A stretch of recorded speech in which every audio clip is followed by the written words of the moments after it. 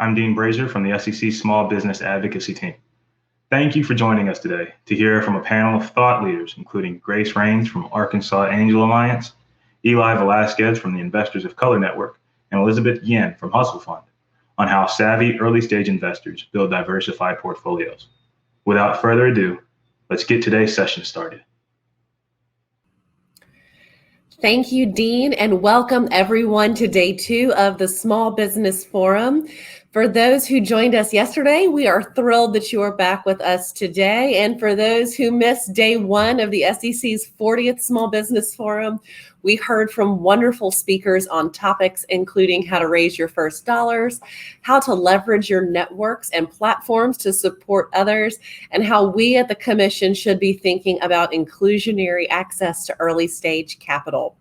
Yesterday, we heard opening remarks from Chair Gensler and Commissioner Peirce, and today I am pleased to welcome Alad Roisman for some welcoming remarks.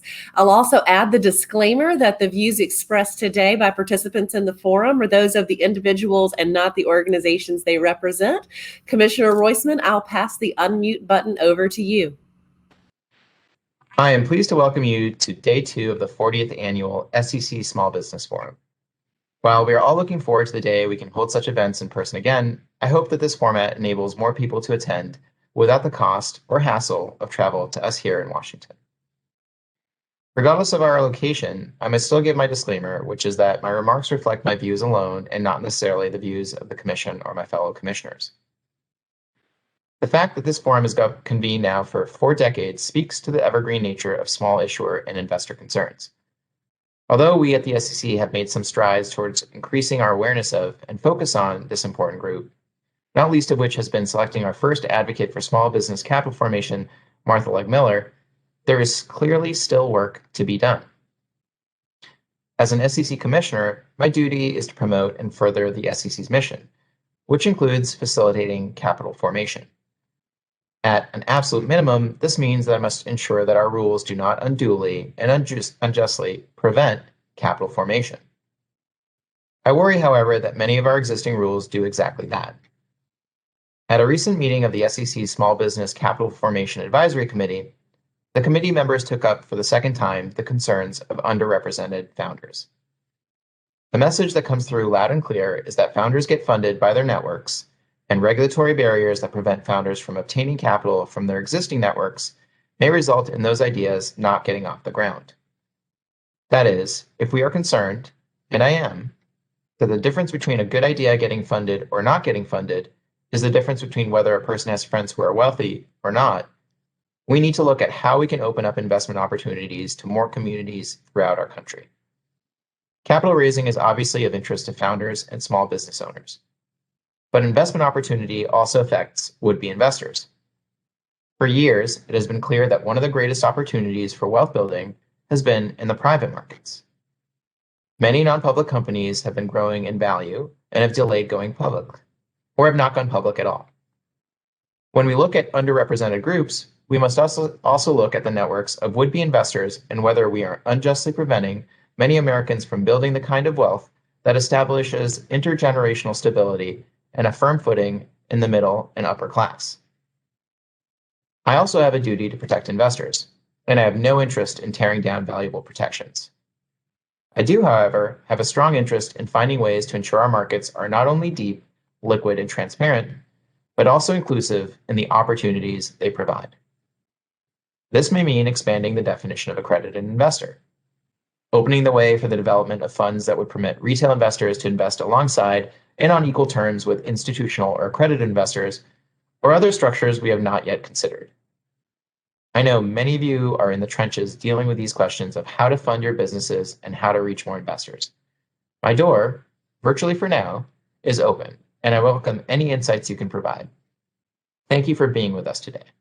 I hope we can work together to solve some of these evergreen problems, especially as small businesses recover from the difficulties of the last year. Thank you very much, Commissioner Roisman. I appreciate those opening remarks, recognizing the importance of personal networks and looking at inclusive capital markets.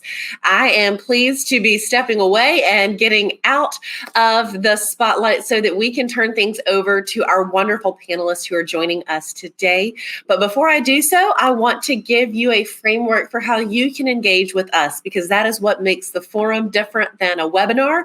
A forum is an opportunity where we're engaging with one another. You're not just passively listening. So make sure that you're sharing your feedback in the polling questions that are live right now, because we want to learn a little bit more about you and the perspective that you bring. If you have questions that you would like to ask of our speakers, I want to encourage you to start adding those to the Q&A now and throughout the event so that we can have them queued up to ask them towards the end of the panel discussion. If you want to ask us a live question via video, you are welcome to chat your interest in doing so over to the team. I also want to thank you for your thoughtful advanced submission of policy priorities and recommendations submitted before the event started. If you think of additional policy suggestions relevant to today's topic, I encourage you to share those with our team in the chat so that we can add them. After the panel and the Q&A, you're going to get a chance to vote to prioritize the recommendations that the audience members have submitted and send those over in a report to Congress and the Commission. The poll is currently visible with recommendations right now for reference only, and it will open up for voting once we've had a chance to add in any tweaks or edits that have come in from you. We love learning about you. We love having you here today, and I appreciate you spending time with us. It is now my pleasure to turn things over to my colleague and friend, John Moses, from the SEC's Office of Investor Education and Advocacy to lead our panel on doing your diligence, how savvy early stage investors build diversified portfolios. John, take it away for us. Thank you so much, Martha. It's an honor to be here with you, and especially with our panelists and everybody joining from around the country today. So as Martha said, I am with the Office of Investor Education and Advocacy, and we're thrilled to fulfill part of the SEC's mission around protecting investors by doing outreach and education around topics that are really important to investing and building wealth over the long term. Please check out our website, investor.gov. Investor.gov has information on foundational principles like diversification and minimizing fees, and also information on updated topics that you might be hearing about in the news. Also, if you have a community organization, a student group, or a faith group, for example, and you'd like us to connect with you to talk about investing, please send us a note at outreach@sec.gov. So investor.gov and outreach@sec.gov. So that was my pitch, everybody. We're going to be hearing from Elizabeth and others who have heard many thousands of pitches, but that's my pitch about OIEA. But today we're going to be talking about successfully investing in early stage companies. As we all know, unlike mature businesses with established track records and income, many early stage businesses are pre-revenue, and they're building products or services that may or may not be successful. We hear in the news a lot about success stories of startups. We know that savvy early stage investors will make some successful investments and some investments that don't turn out well. And so these investors have to balance the risk of loss in any single investment across what is hopefully a diversified portfolio. Today, we're going to talk with 3 investors about how they conduct diligence on early stage companies to balance the risks and potential rewards of investing in startups. Another quick plug for audience questions. Around 1:45 Eastern, we'll be moving to audience questions. So please put your questions in the chat, or let us know if you want to ask one live. You can also send an email to eventsupport@secsmallbusinessforum.com. And so now let's get to the panelists. First, I'd like to introduce Grace Rains. She is Executive Director of the Archangel Alliance, and Grace leads the initiatives focused on new member recruitment, deal vetting, and due diligence in this Arkansas-based group. The organization, I think last year, Grace expanded its scope and rebranded from Central Arkansas Angel Network to Archangel Alliance. Get it? It took me a second. And she's also serving entrepreneurs throughout the state through her work as Director of Operations at Conductor, which supports entrepreneurs with education, networking, and other work, including specific outreach to rural entrepreneurs in 11 Arkansas counties. So Grace, one of the questions I want to ask you and each of our panelists as we start is, what is your typical check size at Archangel or in your other work through Conductor? What do you typically see? That's a great question. So, as I mentioned before we even got started, we're a pretty young angel network. We have about 3 portfolio companies, working on a 4th right now. So from an average perspective, we don't have a good set of data, but so far we've seen anything between $5,000 and $150,000 from our investors. Excellent. Thanks so much for sharing. I know people like to hear dollars. Next, I'd like to introduce Eli Velasquez. He's the co-founder and managing director at Investors of Color Network. He's also a board member of the Angel Capital Association, which I think he's called his unpaid full-time job. I'm sure you do great work and service for angel investors throughout the country through that, Eli. Through Investors of Color Network, he's focused on introducing more minority accredited investors to startup investing and helping connect them with entrepreneurs to back, including underrepresented entrepreneurs. One of his influential experiences he shared that I really found compelling was his work on a investing team in a border community that had a high concentration of Latinx population, but very few entrepreneurs were actually backed. And I know that was part of your reasoning for launching your group Investors of Color. So we'd love to hear more about that or other insights, and how you're using your connections in your network to help change that. In your network, Eli, what's a typical check size? Yeah. So John, thanks for having us. So our membership really encompasses everything from the individual angel all the way to late stage VC. And so we're looking at deals that start as early as an individual who can write a $5,000 check, all the way to maybe later stage venture funds and family offices that are looking at deals in the $1 million plus. So we cover a pretty wide gamut of the kind of deals that we look at and can invest in. Great. That is a wide range, and I'm sure will be of interest to a lot of listeners. Finally, I'd like to introduce Elizabeth Yin. She is co-founder and general partner at Hustle Fund, which besides being a great name, also backs a huge number of early stage startups. She's previous startup founder and CEO herself, and has supported entrepreneurs through 500 startups. I mentioned during my pitch for investor.gov, there it is again, I think you're supposed to weave it in whenever you can, that she has heard over 20,000 startup pitches. That is amazing and maybe just a little bit scary. But through all of these pitches, when you back a company, Elizabeth, what do you typically see through Hustle Fund or the affiliated angel group in terms of check size? Yeah, so with Hustle Fund, we are investing $25,000 checks. At Hustle Fund, we've been around for 3 years and we have backed over 260 software companies. But that being said, I think most people are not excited about raising only $25K these days. So we do actually help companies raise a lot more money with co-investors, whether they're angels or other VCs. Great, that is fascinating, and what a huge number of companies to be connected to. So diving into the questions now, Elizabeth, maybe we could stick with you and talk a little bit more about the Hustle Fund. On your website, you say that you invest in hilariously early startups. So what is so funny about these startups? So what's hilariously early for you, and why do you invest in such early companies?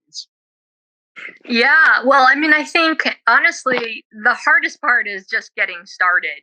Once you're going and you have momentum, of course, a lot of investors are interested. It's, you've got your traction and it's kind of clear what trajectory you're on. But in those early days when you're just getting off the ground and you don't have any customers, you don't have any revenue, you need a lot of investors to have belief. And that's when it's really hard to fundraise at what I would call pre-seed.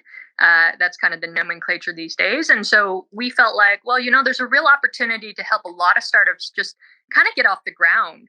And if you don't have like a rich uncle or something to help you with a friends or family round, then you hear stories about founders taking out a lot of debt on their credit cards or, working 20 jobs or whatever. And so that's kind of the stage where we play. It's past an idea stage. You've kind of gotten a little bit of validation qualitatively from potential customers, but you don't necessarily have revenue. And that's what we mean by that. Great. Thanks for sharing. Again, I think that context combined with some of the information you each graciously provided around what you're seeing on typical check sizes is practical and useful. So thank you. Eli, you have, as I mentioned in the intro, significant experience investing in underrepresented founders. So whether that's through your own investment group or with Angel Capital Association, there's been some work, and I know you've maybe even just recently, if I remember correctly, been working to sort of refine these processes around doing diligence to develop a playbook of sorts. What kind of characteristics or considerations are you seeing, or that you think would be useful when finding and deciding to back or not underrepresented entrepreneurs?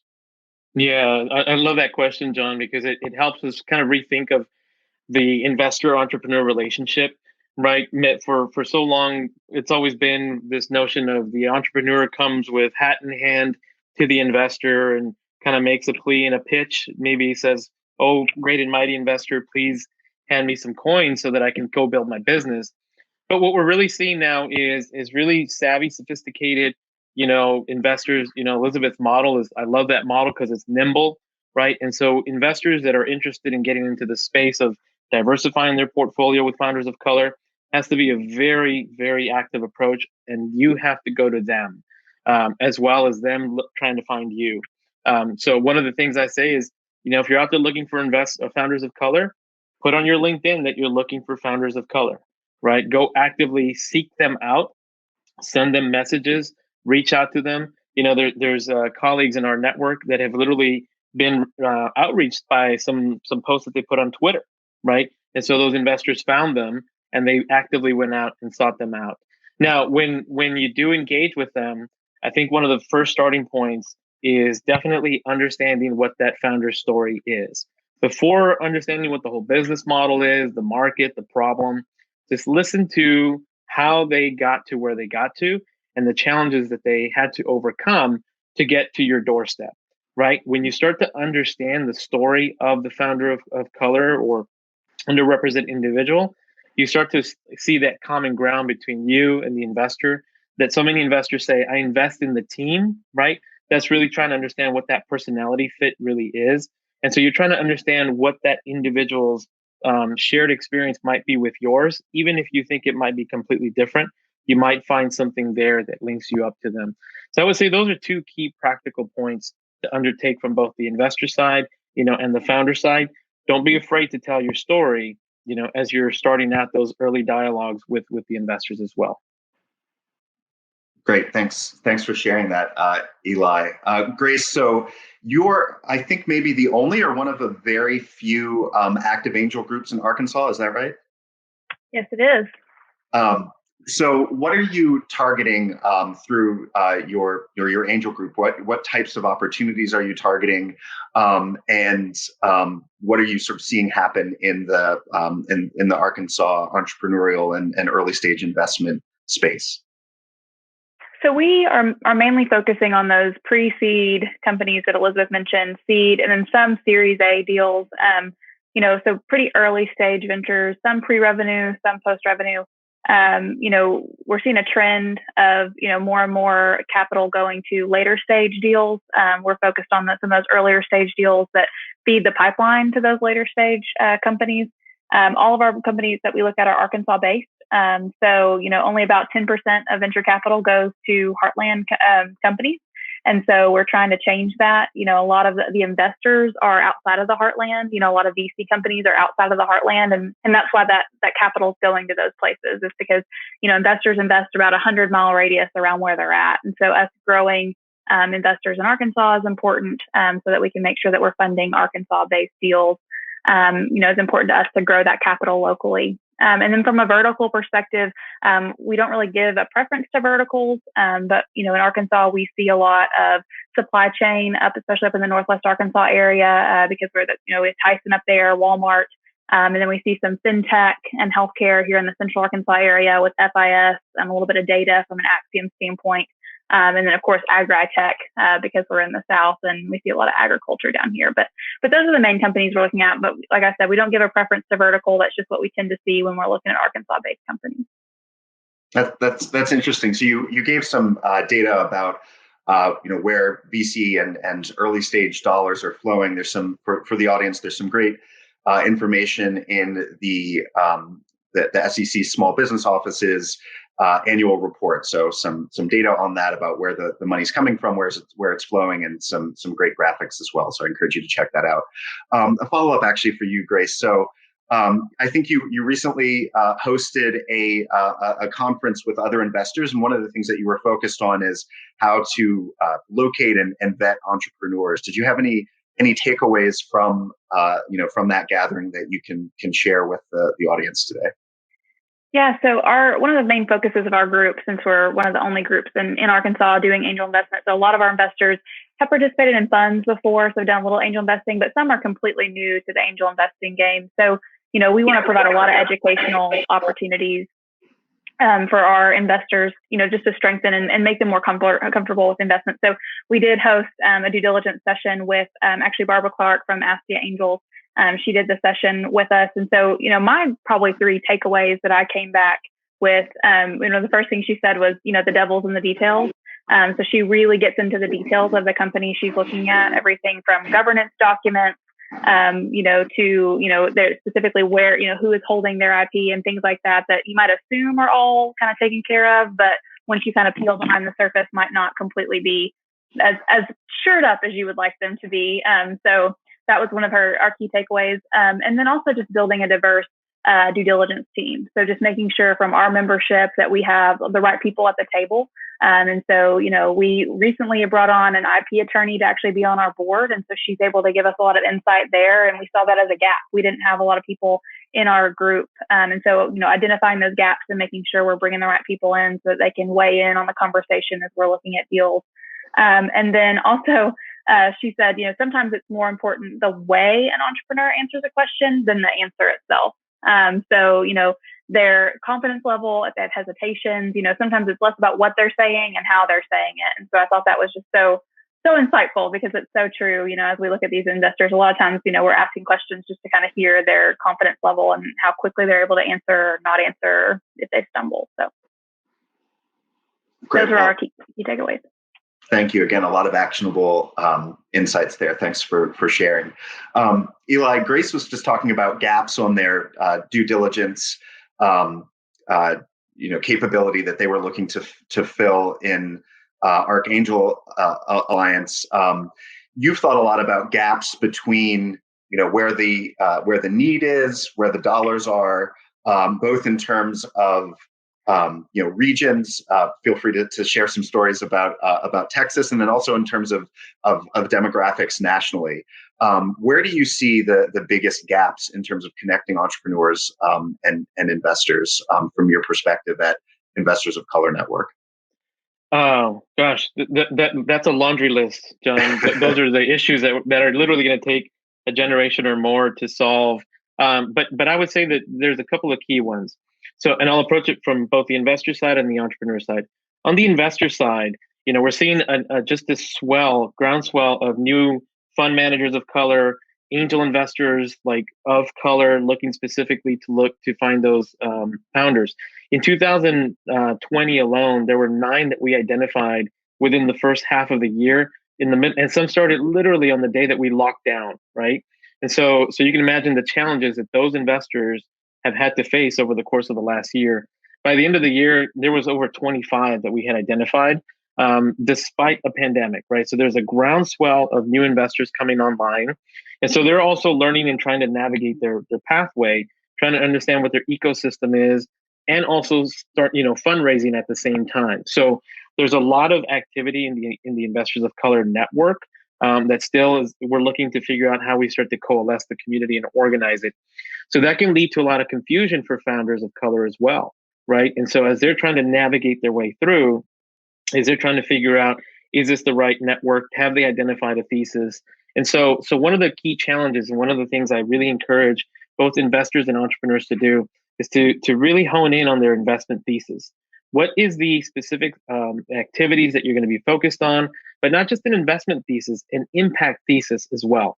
Why are you investing in this particular space or vertical or individual, and what is the impact that you hope to accomplish?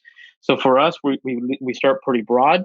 We want business models that positively impact the education, the health, wealth, and social mobility of communities of color, right? Anywhere from seed to Series C type of deals. So it starts to narrow down the focus, and then we identify verticals.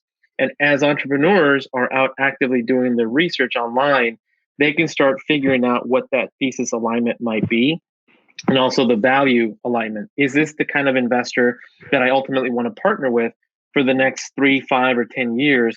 Do they share the same values that I share as well? So I like to really push that investors define a thesis, and entrepreneurs look for investors whose thesis aligns with their business model, and see if you can start building those linkages there. That'll help make the research a little bit more efficient. That sounds like a great way to ground yourself when there's so many opportunities, and increasingly people are looking nationally and even internationally, especially I know in Elizabeth's case at Hustle Fund. Elizabeth, you have this very wide funnel. We talked about that at the beginning. It's just a very large number of companies that you've backed, and so you've seen a lot of different things in terms of entrepreneurs and what you've seen working and not working. Also on your website, though, you have these great things, right? So you talked about hilariously early. Another item that stood out to me on Hustle Fund's core principles list is blunt feedback. So that can be jarring. Maybe it can also sometimes be hilarious, but we'll try to stay positive. It can be jarring, but really potentially quite productive for entrepreneurs, even when you decline to invest. In fact, and maybe we'll have time to get to this, I saw you giving some very blunt feedback on network building on Twitter in the last day or two. So if we don't get to it, everybody should check out Elizabeth's Twitter handle to review that.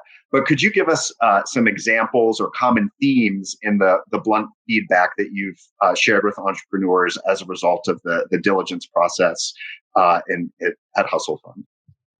Sure.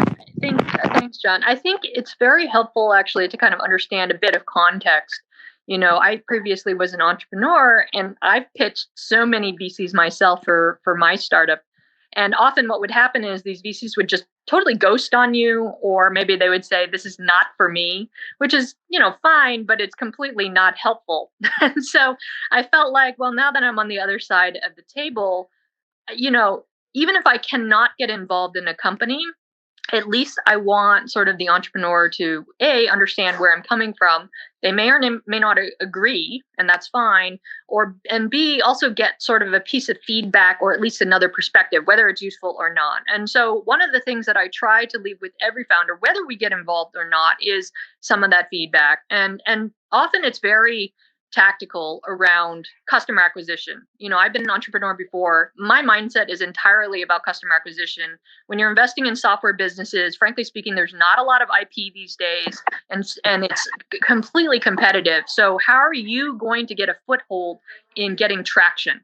And so I think a lot about, okay, what is the cost to acquire a customer in all of these different channels? Is it completely crowded? And that's the kind of feedback I'll give founders, is like, your go-to-market, it seems like actually, you're entering this foray of SEO, but like there are 20 other companies that do exactly what you do. How are you going to differentiate? So things like that are the things that I think about, and the things that I kind of relay to founders, whether they agree or not. And I always frame it as, this is just my 2 cents, my perspective, for whatever it's worth. Thanks for sharing that. So I'm going to call a little bit of an audible here. And Grace or Eli, did you have a follow-up for Elizabeth? She sees this huge funnel of companies and all of these connections. Anything around diligence or feedback that you'd want to share or ask of Elizabeth? Yeah, one of the things that, and I love what you said, Elizabeth, I agree 100%, is one of the things I also like to leave with is don't tell the entrepreneur you're too early. Tell them specifically why they're too early for you. And then two, the other thing I like to do is say, here's another way that we could help. So maybe here's an introduction, or here's something else. So when we do our deliberations with our investors, we say, are you interested? Yes or no. If you're not interested, that's okay, but can you help in other ways? And what generally happens is investors want to help, right? They naturally want to say, let me see how they've been through that process of working with entrepreneurs before. Generally, what that means is they might have the ability to open their network. And so that helps maybe lead in some different directions. We had a case, the investor was not interested, but they actually helped the founder get a customer. I was like, that's just as good, man. Like that helps you move that business forward.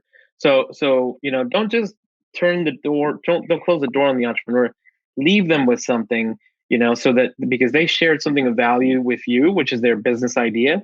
So you leave something of value with them, even if it's not just money. So that's my 2 cents on that. Great, Grace. Any questions or follow-ups on these points around? So no, I think I completely agree with what Elizabeth and Eli both said. I mean, I think that helping there's a lot of ways you can help a founder. Because we're an angel network and our investors make individual investment decisions, we have had some legal recommendations that we don't provide direct feedback as to why we didn't choose a company, only because we're an aggregated group decision, not a fund making a decision necessarily with an investor committee. But there's a lot of ways that we can support and provide feedback to entrepreneurs. And a lot of time that's referring them back out into the ESO community or the entrepreneur support organization community and saying, you could work with this organization to help you with X, or, here's a resource that could directly help you, or let me help you make a strategic connection here. Even though we're not providing dollars, how else can we support? So that's a great way that you can kind of soft no, but still support the entrepreneur.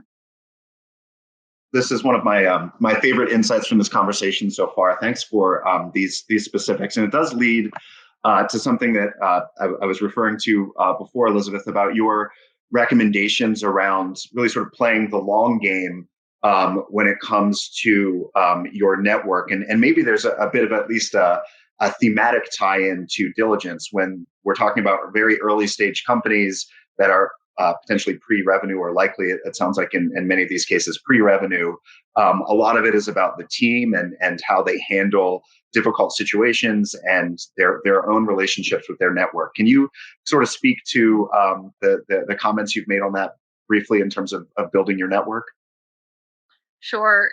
So I think, there are many different angles we can go with this, but, one that comes to mind is, I think often a lot of investors in the ecosystem feel like, oh, well, if I give people blunt feedback, then maybe they won't come back to me or whatever. But I've actually found the opposite, where there have been often times where I have mentioned to the founder, hey, I really am impressed by you. I don't have conviction around the customer acquisition or go to market of whatever it is they're doing.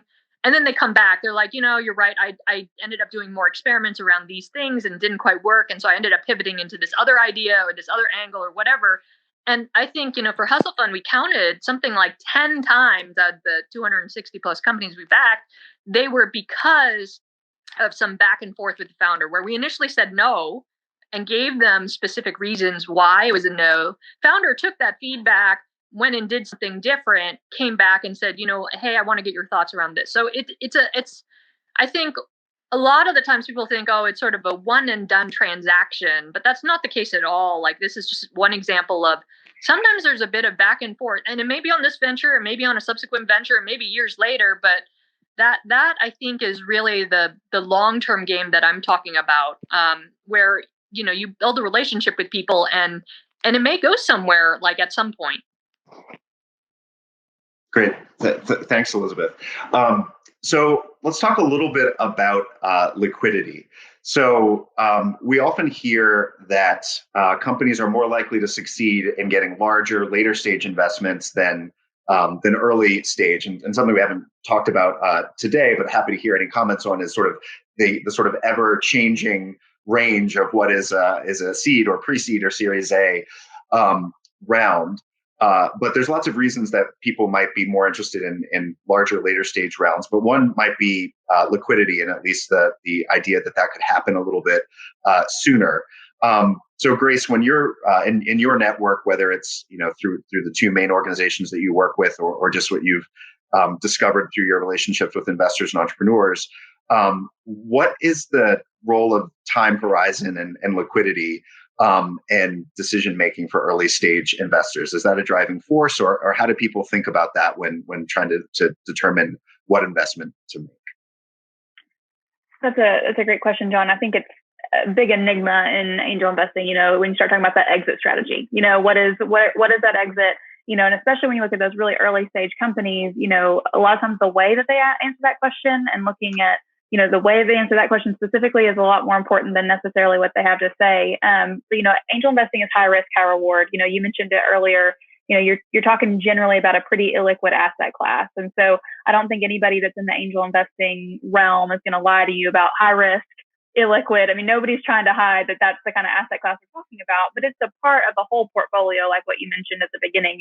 It's a part of an overall investing strategy. It's an asset class that you bring into your portfolio. It may take years for you to see an exit on an investment you make, and you might not see an exit at all. You may not see any dollars come back. But the key there is building that diversified portfolio of companies across verticals, across stages, to mitigate that risk. And then, understanding on the front end that it's a long play, so you're looking at, 1, maybe 2x, 5x, 10x, 20x return to make up for some of those ones that maybe aren't going to make as much money. And so, putting together that investment portfolio is kind of a key to being a successful angel investor. And that's, a hard nut to crack. And we've done a lot of education with our investors around what that looks like, and how do you diversify your portfolio? But that's why you see such a focus from angel investors on that exit strategy. So, a lot of companies that we look at, especially in pre-seed, seed, IPO is not a viable exit strategy for those companies. That's not what we want to hear. We want to talk about who are your potential acquirers? What is the relationship there? Do you have a relationship? Even better, are those potential acquirers on your cap table? Have they invested in you? Do they have some dollars in play that they want to see you succeed? Could they see you as a potential acquisition someday? And so, and if not, how do they plan on, engaging those potential acquirers to either, get them in as a strategic partner, or just started having those conversations and building the relationship? So, in order to mitigate kind of that liquidity issue, we, try and talk early about what is that exit strategy, what does that look like, and what is the founder's idea there too, because not all founders are exit focused, and it's important to see, do they see this as a long-term company for them, or is it an exit play for them, and that can help you understand too how long they see this investment, taking. That's a great actionable question there, right? So if you think that a given potential acquirer is out there, are they investing, and are they on your cap table? Eli and Elizabeth, what about you? I mean, you're looking at possibly a few more deals, but Elizabeth, all of yours, I think you mentioned, are in the software space. How do you think about building a portfolio and eventual liquidity when you're dealing with such early stage companies? Yeah, it's funny because I would almost say almost the exact opposite of what Grace mentioned for software, and here's why. I think one of the key things about the software VC market is that there is a lot of liquidity in the secondary markets these days. So even though it's taking companies longer to go IPO, and when they do go IPO, it's at sort of outrageous market caps these days. What a lot of people don't necessarily see is even as early as the Series A, investors can often get out because there's just so many more investors interested in the private markets these days.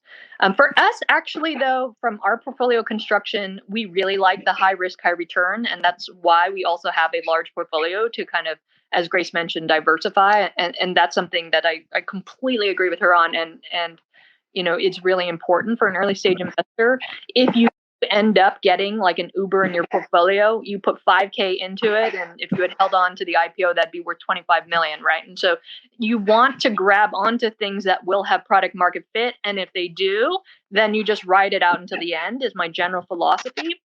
But there are the secondary markets if you need liquidity earlier, and certainly for angels that may be a consideration.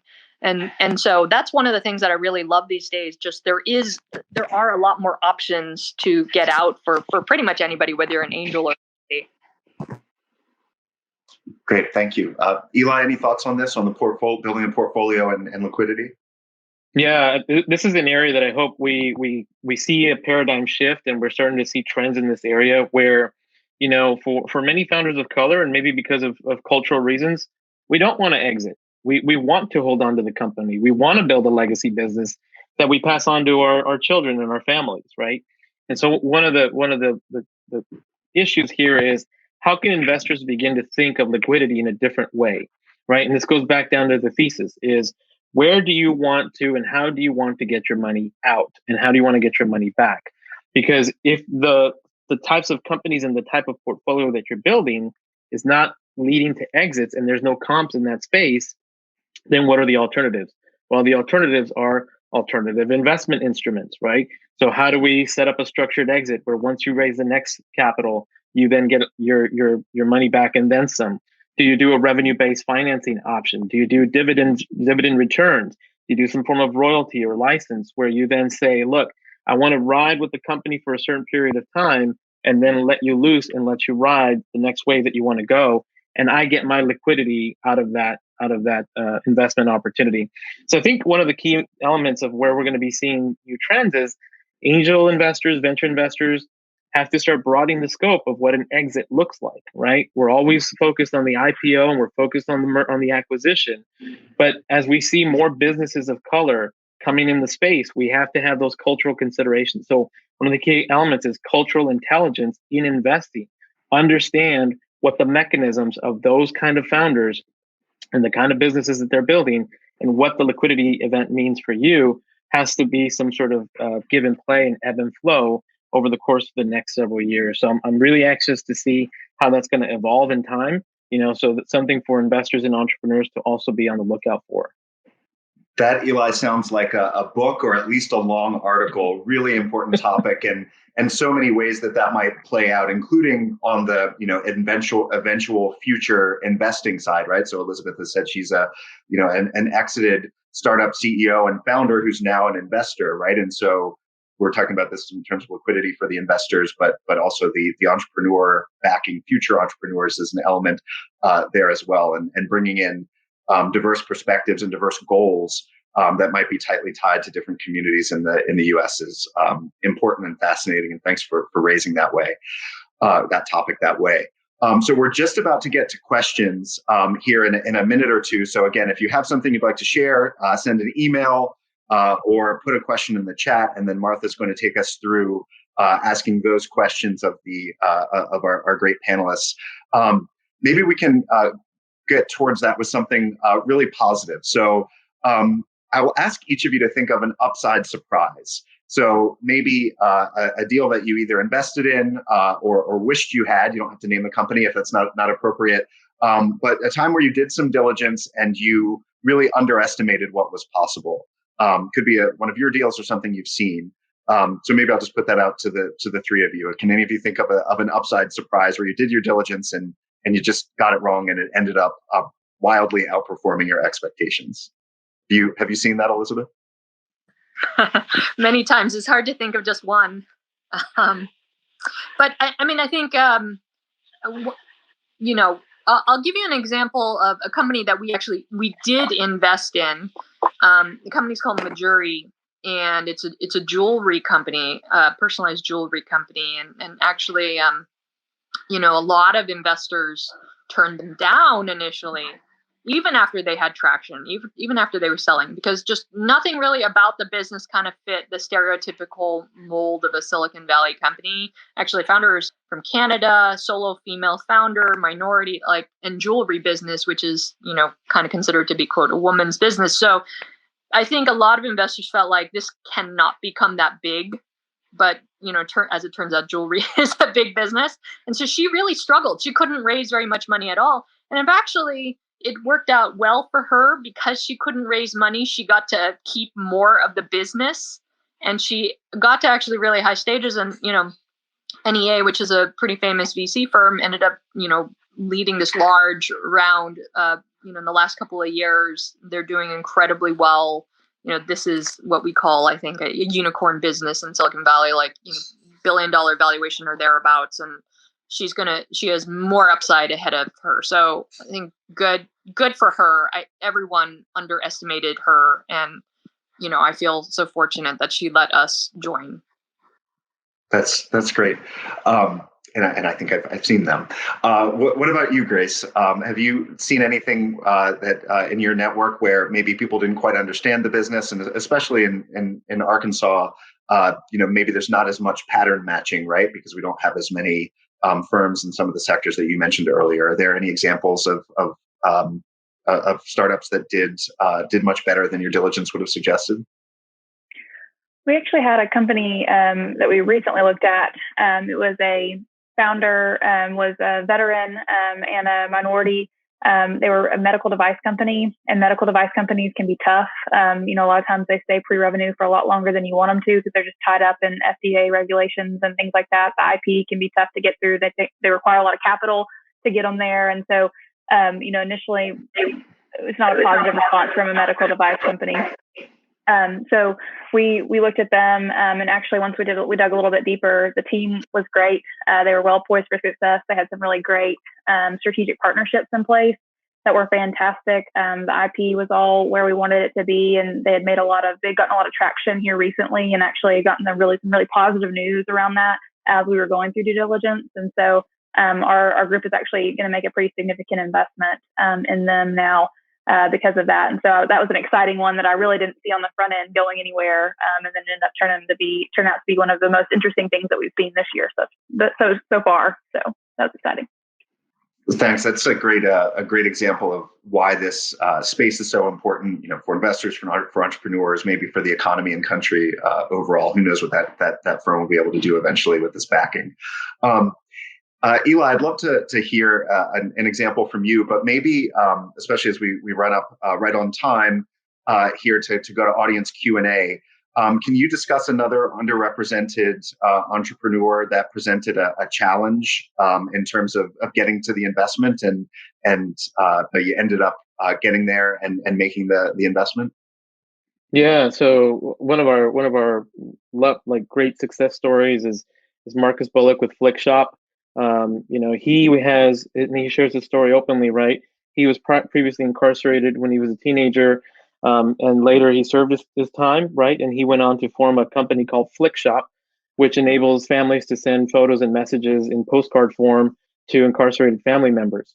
And so when we met him, he was pretty much just tired of the whole, ringer that he was being put through with, so much criticism and trying to find the right investor.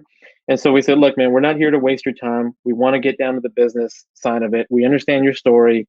That's in the past. This is going to help, millions of family members. So let's get to it, right? And so as we started getting into the diligence, this guy had his deal room, squeaky clean, because he had been put through the ringer, right? And so by this point, we said, Marcus, this thing, I've never seen anything as good as this, right? And he says, you can look under every rock, you won't find a thing, right? And so we were able to really make that process much more efficient. He secured investment from somebody in our network. He's gone on to do some great things. Look him up, Flick Shop. He recently signed a contract with Boeing, or a partnership with the Boeing company, as part of their corporate social responsibility. But it's one of those things where it goes back to what I said earlier. You have to understand the story of the founder to figure out where that alignment is going to be for you as an investor to determine where you can add the most value beyond just the money. And so definitely look up his story. It's really inspiring. It's one that we love to share with our network as well.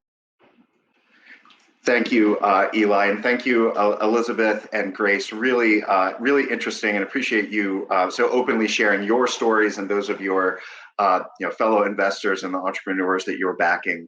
So thanks for answering my questions. Now I'd like to turn it back over to Martha Miller to help us connect with audience questions that have come up during our chat. Thanks again. Happy to do so. Thank you, John and Eli, Elizabeth, and Grace. I have loved the discussion so far. We have some questions that have come in from the audience. I'm actually going to take the first one because it's a wonderful opportunity to plug a resource that just went live from our office today. We got some questions on educational resources that investors or entrepreneurs could use.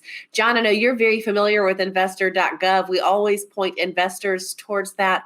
But if you are curious about some of the lingo that was used today by our speakers, we have a cutting through the jargon glossary that is available on our website. The link is being chatted in by our team members, but it is sec.gov/OASB, which is our office's lovely acronym.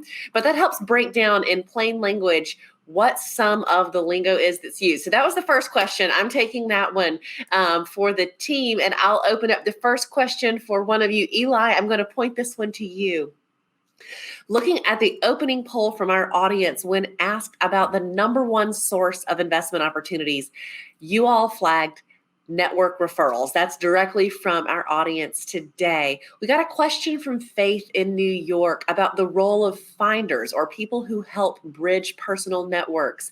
Curious if you have used finders or any experience with people that help connect sophisticated investors like yourself with potential investment opportunities that are outside of your personal network. I love that question. And so one of the fundamental values that we share is do the founder no harm, or do the startup no harm. And so when we're looking at, the role of finders is we do want to understand specifically what is that relationship that you have with the founder, and how was that set up, to begin with, and is there something again additional to just that building of personal relationships or network relationships. So in the past, we have not had good experiences with finders. And so we tend to kind of have a little bit of a gut reaction initially when we hear that there's a finder that's in between that relationship. So that causes us a little bit of pause, and it adds maybe an added layer of due diligence. We also understand the finder has to, walk that balance of a potential broker dealer. And so that's just an added layer of work that's on us. If we can avoid that, it's probably going to make the process a little bit more efficient. If we can find a warm referral or a warm introduction from somebody that's already in our network, this is where that hustle has to come from both sides of the table. And so, if you're looking to work with finders, do your due diligence as well to understand what's that relationship looking like, how long is that engagement going to be for, get under the hood of understanding what that really means for you, because that's yet another individual that is coming in between you and the founder or the investor. And so please take a look at that very carefully. Absolutely. And I think that's great advice, Eli, because it is not always clear what the role is of a finder and whether or not they're acting as a broker dealer or they are doing something that's less than that. And the last thing that you need is somebody who is in the middle of your deal that might trigger some sort of a rescissionary right or something that could be potentially even predatory on your company. So great advice for companies. We also got a question from Nelson. I'm actually going to answer this one because this is what do you do if you believe you might have been the victim of a scheme or a fraud? And I want to make sure that everyone knows that you should go to sec.gov and you'll see a box to submit a tip or file a complaint, because I think, as each of our panelists can say, if it's something that sounds too good to be true, it probably is. So make sure if there is something, and particularly if it's something that's particularly egregious, I encourage you to reach out to us and share it so that we can work to investigate that on your behalf. Our second question for you, I want to send over to you, Grace. Ken from Vermont asked a question about the participation of non-accredited investors in investment opportunities. And I know that this is something that matters a lot to you, being from Arkansas, where there are fewer accredited investors than you might see in other areas of the country. Talk to me about the considerations that you have and that you look at when there are companies with an opportunity to take investments from non-accredited investors, or there are non-accredited investors who are interested in participating, but the company says, you know what, this one is limited to just accredited investors because of the offering exemption we're using. Absolutely. And Martha, we've had some conversations around this. So you know some of my feelings on non-accredited investors and accredited investor standards. You always have to follow security law. So I would say that's the number one thing there. But, there are some opportunities for, if founders so choose, to take on non-accredited investors, and there's some way to do that by also mitigating that risk. So there's some risk in taking on non-accredited investors for the founders, and that can also be limiting for them later on as they continue to raise. And so some of the ways you can do that, there's a few platforms out there that will allow you to take equity in a company as a non-accredited investor and allow founders to take on investment from non-accredited investors and also give an equity stake. And so, Republic is a platform that you can use to do that. WeFunder is another platform. And so, I would say if you're interested in investing in some companies and dipping your toe in the water, those are some great ways to do that as a non-accredited investor. And to see some of these terms that are used, make sure you're diversifying your portfolio like any accredited investor would do. And then, keep in mind this is a high risk investment. And so it's part of an overall portfolio. So that's going to be my stipulations there. But there's some platforms out there too that the founders can also utilize to raise capital from a not accredited investor standpoint. So I'll ask a follow-up question. And Elizabeth, Eli, I'd love your thoughts on this from a different perspective. We've got a pathway, and the data shows that we have an opportunity where non-accredited investors can participate. You can have a few of them under 30, 35 or under in your deal under our Rule 506B, which we try to not speak in regulatory jargon, but here we are at an SEC event, so we're doing it anyways. How often do you see transactions where there actually are non-accredited investors? The data that we see shows that it's very few, around 5, maybe 6% of deals actually have non-accredited investors participating. Curious if you ever come across deals where you see non-accredited investors on the cap table who have come through and offering an exemption like that.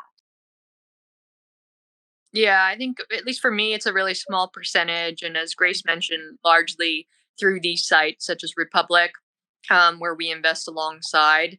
But I think there are a couple of reasons for it. Everyone has kind of been scared up the wazoo to not take non-accredited investors. And so I think many founders feel like, oh, it's just too much risk. I don't want to cause extra issues or logistical challenges. And I think that's probably where that stems from. So I think, my plug to the SEC would be, the more that we can do to make that easier. And, obviously there are guardrails that need to happen. I think actually there would be that demand from non-accredited investors to be able to invest alongside VCs. Because, I think frankly speaking, a lot of those, some of the best deals in VCs, they don't actually necessarily end up going to those platforms, at least today, most of the time. Yep. Yeah. And that is something that we hear about often, the opportunity to have more of a syndicate model where you have the ability to participate on parity with the terms that really sophisticated venture capitalists are getting, or sophisticated angel investors, not something where you're out having to fend for yourself and get in on a deal that you may not have access to. So I think that this actually bridges in with another interesting topic. We got a question from Joan in Tennessee about micro offerings, and there is no micro offering exemption, so that term is all relative.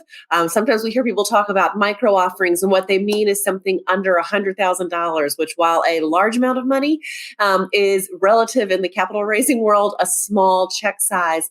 Talk to me a little bit about recommendations you have for founders looking for small dollars. Grace, you were highlighting the potential for crowdfunding earlier. Curious if you have any recommendations for founders who are looking for a relatively small amount before they would be approaching more of an angel group like yours, Eli, or a fund, Elizabeth.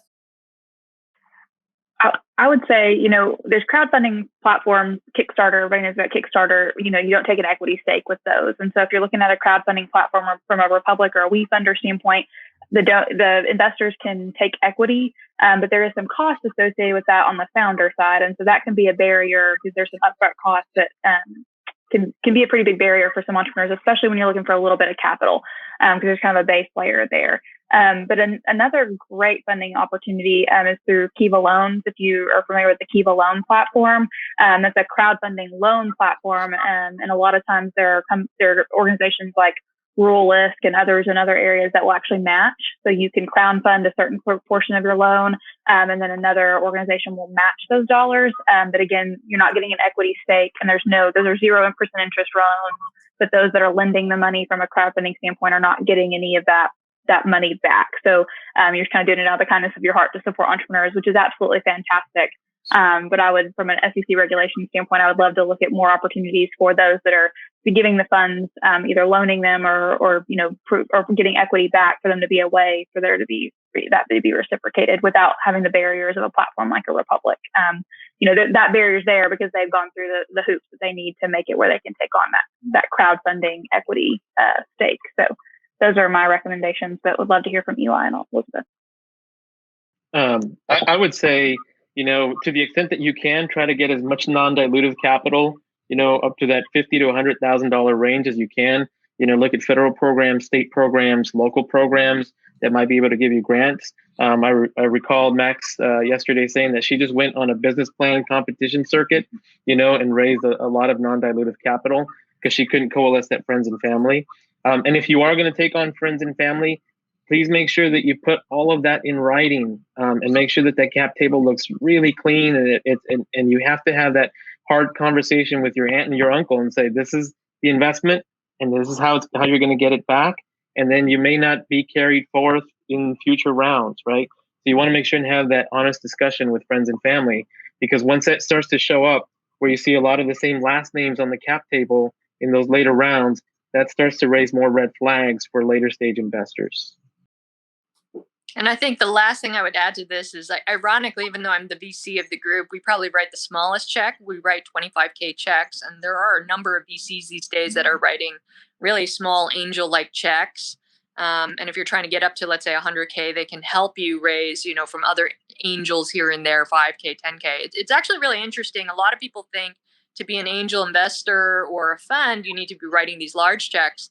But I'm seeing a lot of angels in Silicon Valley writing $1,000 checks. Like, that's a very common thing these days. And it's actually just a lot more accessible for people to get into angel investing as well. So the small dollars are definitely out there. It's just more about, I think, pitching anybody and everybody. Well, and I think, Elizabeth, to that point, those are people who are recognizing that it's about making a lot of smaller plays so that you can have that diversified portfolio. Because as you mentioned about that $5,000 early investment that might one day turn into $25 million, that is the rare find. And so it's important that you really do balance out your portfolio. I think that's the perfect note to end on, because it circles right back to the title of today's panel. Before we move into voting to prioritize submissions, I want to thank each of you for spending time with us today and bringing the different perspectives that each of you have on different areas of the market to bear as we talk about these important topics. So Eli, Elizabeth, and Grace, thank you very much. This was an informative and wonderful discussion with you today. One of the hallmarks of the forum for our participants is that you have the opportunity to influence capital raising policy. So the polls that you are seeing here give you a chance to weigh in and share with us, what are you thinking about in terms of the most impactful policy areas that Congress and the Commission should be considering? The poll that you see is showing feedback that was submitted by you in advance, as well as during today's event, in which our team is consolidated and presented in a format that hopefully makes it very easy and accessible for you to engage. As a reminder from yesterday, for those who are new, based upon your feedback from prior years, we changed the recommendations process from an open floor where we heard voices one at a time to something that is more inclusive and equitable, as well as efficient with your time, where you get a chance to submit things in advance and we avoid the bandwagon or halo effects. So using the polling module on the right, we would love for you to rank your top 5 recommendations, with 1 being the most important. The topics will change each day based upon the focus of the discussion. So join us again tomorrow as well as Thursday for the final 2 days to vote on different topics. Before we switch into pure voting mode, as well as closing remarks from Julie Zellman Davis on our team, I want to flag that the poll will remain open after the live video stream wraps for an additional 30 minutes so that you have ample time to submit your recommendations. The final policy recommendations will be sent in a report to Congress later this summer. And as a registered attendee, you will automatically receive an emailed copy. Let's get started with voting. I look forward to seeing you tomorrow. And thank you for choosing to spend time with us today focused on capital raising policy. Bye.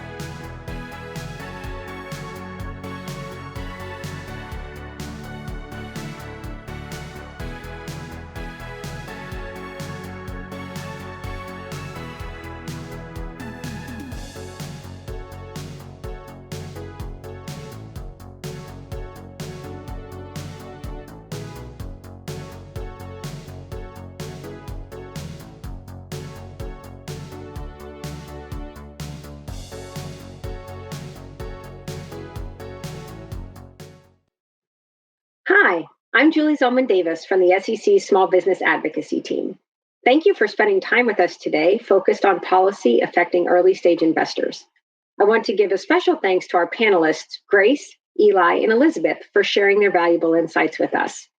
Join us tomorrow for a discussion with Samir Kaji of Allocate, Gayla Jennings O'Byrne of Walkstar Fund, and Commissioner Mike Piechek from the North American Securities Administrator Association about diversity among important capital allocators, emerging and smaller fund managers.